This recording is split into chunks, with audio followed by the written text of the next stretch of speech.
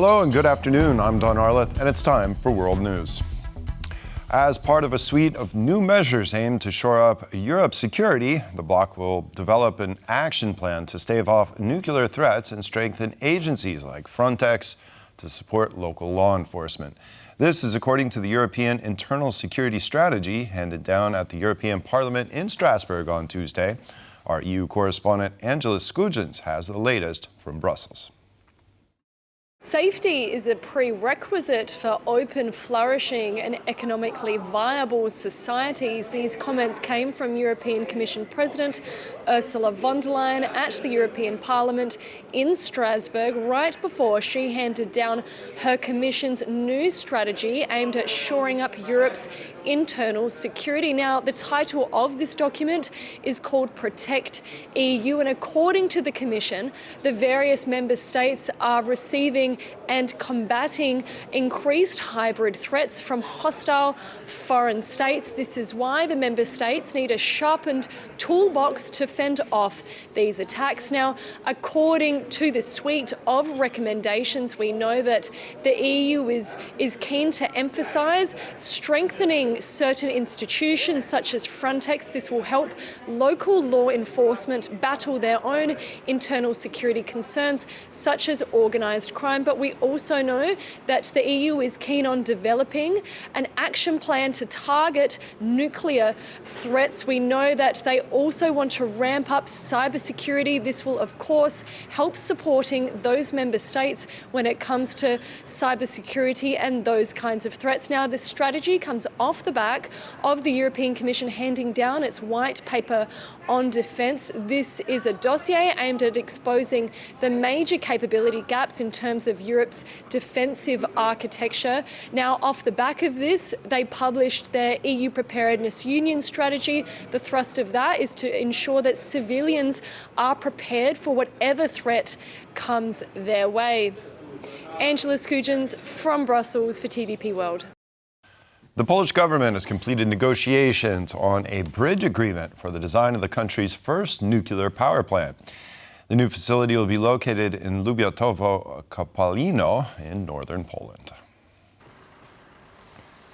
The site has been cleared and awaits construction works, which are scheduled to start in 2028. The plant is expected to begin operations in 2036 and will be designed by the American consortium Westinghouse Beechtel. Polish Prime Minister Donald Tusk has said that his government negotiated more favorable terms than the initial contract signed in 2023. Polish President Andrzej Duda signed a law last week that released over 14 billion euro in government subsidies for the project. The government funding is still awaiting approval by the European Commission.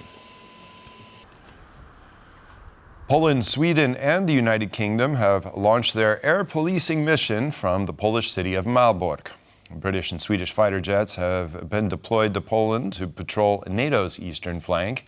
This comes a day after Poland signed a $2 billion contract with the United States for logistical support for Patriot missile defense systems. Malbork in northern Poland is home to the 22nd Air Base of the Polish Armed Forces. Now it hosts British Typhoon and Swedish Gripen fighter jets. Today, the latest tour of duty for the Swedish Gripen fighter mission is in Malbork. It has been officially inaugurated by the Ministers of Defense of Poland and Sweden, as well as representatives from the United Kingdom. The mission marks the first deployment of the Swedish Air Force's combat aircraft since Stockholm joined NATO last year.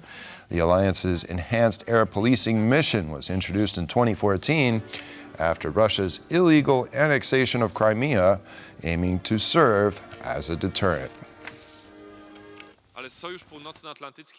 NATO is a defensive alliance protecting our lands, our people, our values and our civilization. Within the alliance, we see each other as friends. All NATO member states are our allies. I would like to, in the presence of our friends from the United Kingdom and Sweden, confirm all of Poland's commitments to our NATO allies. All commitments arising from the Washington Treaty, with particular emphasis on Article 5. We will fulfill all alliance obligations toward our friends and expect the same in return, because NATO is solidarity.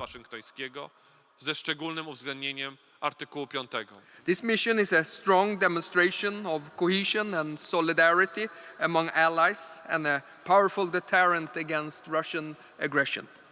We are proud that it is our first air policing mission, and it's based here in Poland. And we're also proud to be doing it together with the United Kingdom. Our three countries, Sweden, Poland and United Kingdom, shall have a unity of mission and a unity of purpose. Today we stand together on Polish soil as friends and allies from three corners of the European continent with one clear message. Europe is stepping up for European security, and we stand united as proof. During her surprise visit to Ukraine, German Foreign Minister Annalena Baerbock announced additional military and humanitarian aid. She also emphasized that any economic deals between the European Union and Kyiv would need to be in accordance with European laws.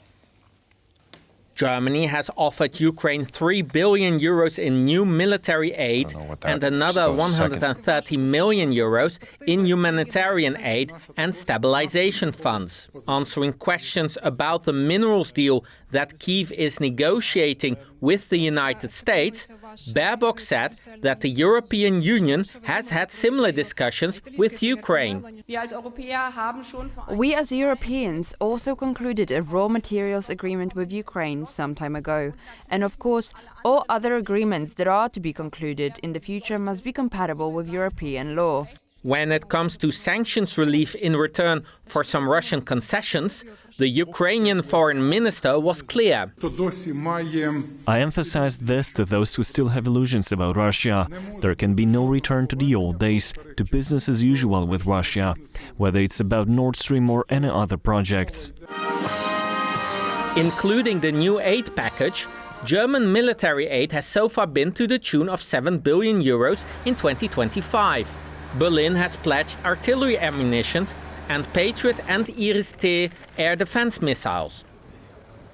The Polish Internal Security Agency has detained a 47-year-old Ukrainian. The man is suspected of working for Russian intelligence. The arrested man was reportedly conducting reconnaissance of military installations in Poland. Since the outbreak of the war in Ukraine, Polish Internal Security Agency officers have detained 44 people on suspicion of espionage or sabotage on behalf of Russia and Belarus. Among the detainees are Russians, Belarusians, Ukrainians, and Poles.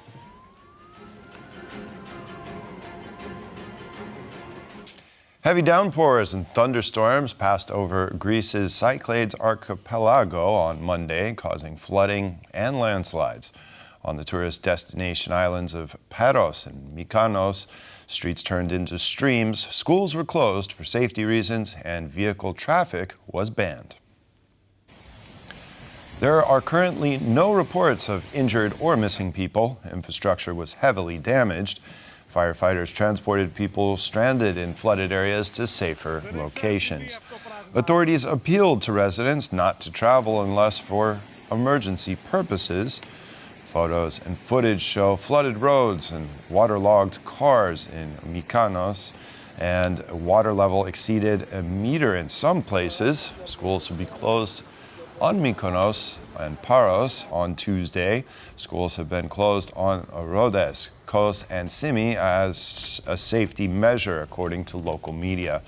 Meteorologists expect that the storm will head towards the mainland Greece on Tuesday.